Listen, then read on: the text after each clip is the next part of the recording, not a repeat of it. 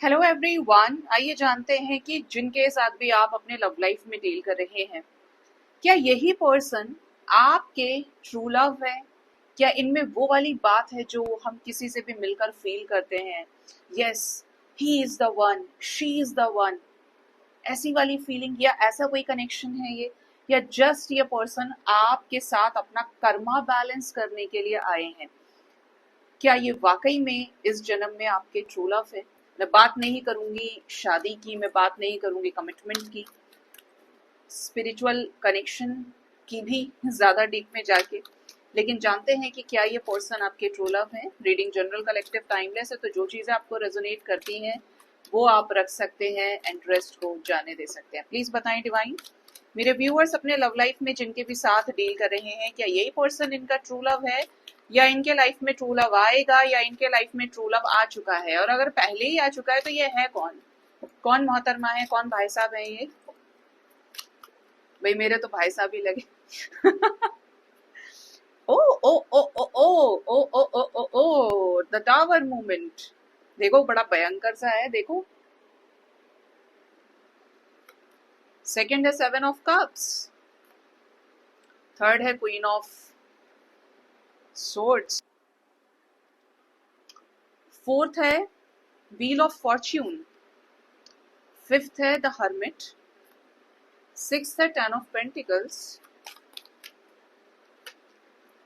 Seventh है three of swords, five of cups, four of swords, temperance, eight of wands, the सन।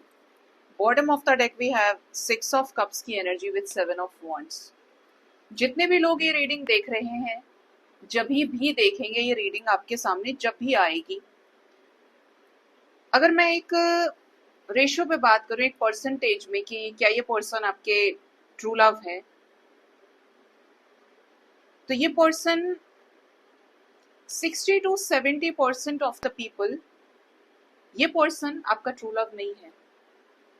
ठीक है, और जिनके केस में ये ट्रू लव है, रेस्ट ऑफ द 30% आप समझ के चलिए, शुगर कोट नहीं करूंगी, बहुत क्लियर बोलूंगी। रेस्ट ऑफ द 30% के लिए ट्रू लव हो सकता है जहां पर आंधी तूफान बारिश आप हर तरीके का मंजर देखें,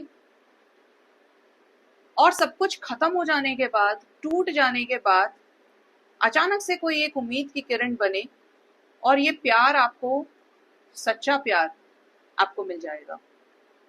इवन एनर्जी है कि फर्स्ट फेज में ये पर्सन को आप प्यार किए, टावर मूवमेंट आने से, सब खत्म हो जाने से, लाइक इस कनेक्शन की डेथ हो जाने के बाद, कि आप भगवान के हाथ में है, सेकंड फेज में, सेकंड स्टेज पे ये पर्सन को आपसे प्यार हो गया,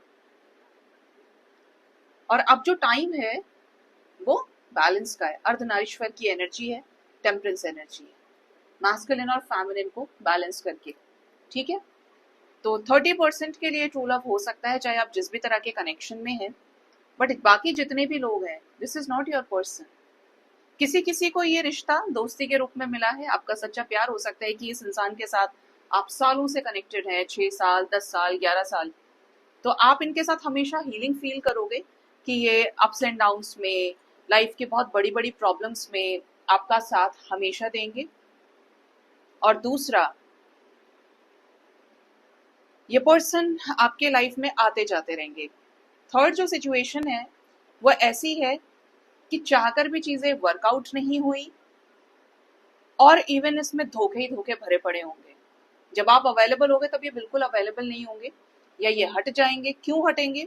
क्योंकि इनके लाइफ में ऑप्शंस रहे, ये प्लेयर रहे, फ्लर्ट रहे, या इनके लाइफ में कोई ऐसी रिबेलियस थर्ड पार्टी सिचुएशन रही जिसके आगे ये घुटने टेक दिए और इस रिश्ते के लिए स्टैंड नहीं ले पाए, जिसकी वजह से इन्होंने आपको आइसोलेशन दे दिया। ठीक है, क्योंकि यहाँ पर लो क्लास समाज, सोसाइटी की एनर्जी है, अरेंज्ड वे में मैरिड होने की एनर्जी है। तो देखिए यहाँ पे जो वाइब है ना, वो ट्रू लव की नहीं है, इसमें कर्मा भरा पड़ा है, कार्मिक साइकिल्स भरे पड़े हैं इसमें।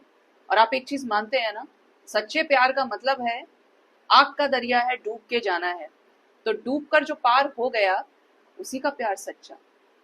क्योंकि सच्चा प्यार इन सब चीजों से बहुत ऊपर है। अगर उसे चाहिए तो चाहिए। दो लोग अगर एक दूसरे से शादी करना चाहते हैं, एक दूसरे को अपने साथ देखना चाहते हैं, तो वो क्या नहीं कर सकते। ये तो सब कहने की बात है कि ये प्रॉब्लम हो गई, वो प्रॉब्लम हो गई। हालांकि डेस्टिनी बहुत इंपॉर्टेंट रोल प्ले करती है। डेस्टिनी जब अपना वक्त का पहिया घुमाती है तो आपकी अक्ल वैसी ही हो जाएगी, आपके कर्माज हील होने लगेंगे। और अगर एक दोनों बात है इसमें, अगर पर्सन आपका ट्रू लव नहीं है या आपके डेस्टिनी में नहीं है तो अक्ल घुमा देगी, आपको कर्मा देगा, आपको चीट करके भाग जाएगा। ठीक है। और जब डिवाइन का सपोर्ट हो, डिवाइन की मर्जी हो, क्योंकि ये रहे पूर्व जन्मों के प्रेमी, तो मिला देगी। ठीक है। तो ये यहाँ पे बहुत क्लियर सी गाइडेंस है। देखिएगा कि आप इसको कितना अपने अंदर ले पाए। लेकिन ये एक बहुत बड़ा सबक, गाइडेंस और क्लैरिटी आपको है कि आपके लाइफ में आपको ट्रू लव मिलेगा ट्रांसफॉर्मेशन होने के बाद। ठीक है। इतना आपको बोलूंगी, एक एडवाइस आपके लिए, if this person is your true love और नॉट, है तो भी और नहीं है तो भी, आपको किसी को भी चेज करने की जरूरत नहीं है। आपको किसी को भी भीख मांगने की जरूरत नहीं है प्यार की। क्योंकि प्यार में मांगी हुई भीख से किसी का भला नहीं होता है। जिसे आपको टाइम देना होगा 24 घंटे के अंदर 24 बार निकाल ही लेगा समय।